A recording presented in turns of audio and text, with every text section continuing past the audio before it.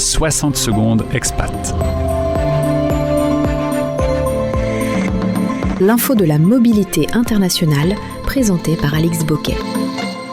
L'ambiance est morose dans la French Tech. Entre l'instabilité politique et les débats sur le budget 2026, de plus en plus d'entrepreneurs se demandent s'il vaut mieux rester en France ou tenter l'aventure à l'étranger. Pourtant, malgré ces inquiétudes, rares sont ceux qui ont vraiment décidé de partir. Quitter son pays n'est jamais anodin, il y a des implications personnelles et professionnelles et la France reste profondément ancrée dans le cœur des entrepreneurs. Avocats, banquiers et gestionnaires de fonds le confirment, l'attachement à l'écosystème français est réel. On se retrouve pourtant un peu dans la situation de 2012-2013, lors de l'arrivée de François Hollande et de ses mesures fiscales controversées, qui avaient secoué le secteur avant d'être partiellement revues. Mais aujourd'hui, le phénomène n'est pas exactement le même. Certains fondateurs choisissent de partir tôt pour les États-Unis, non pas pour échapper à la fiscalité, mais pour développer leur activité plus rapidement et à grande échelle. Ces départs témoignent certes de l'ambition et du dynamisme des startups françaises, mais la crainte que ces talents ne reviennent jamais est réelle. Heureusement, les expériences actuelles montrent le contraire. De nombreux entrepreneurs, notamment dans l'intelligence artificielle, reviennent enrichis de leurs expériences à l'international.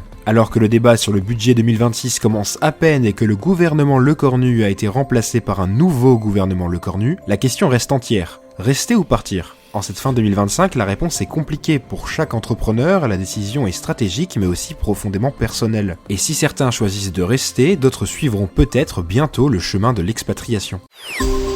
Tous les podcasts concernant la mobilité internationale sur fdlm.fr. Également sur YouTube en cherchant Français dans le monde.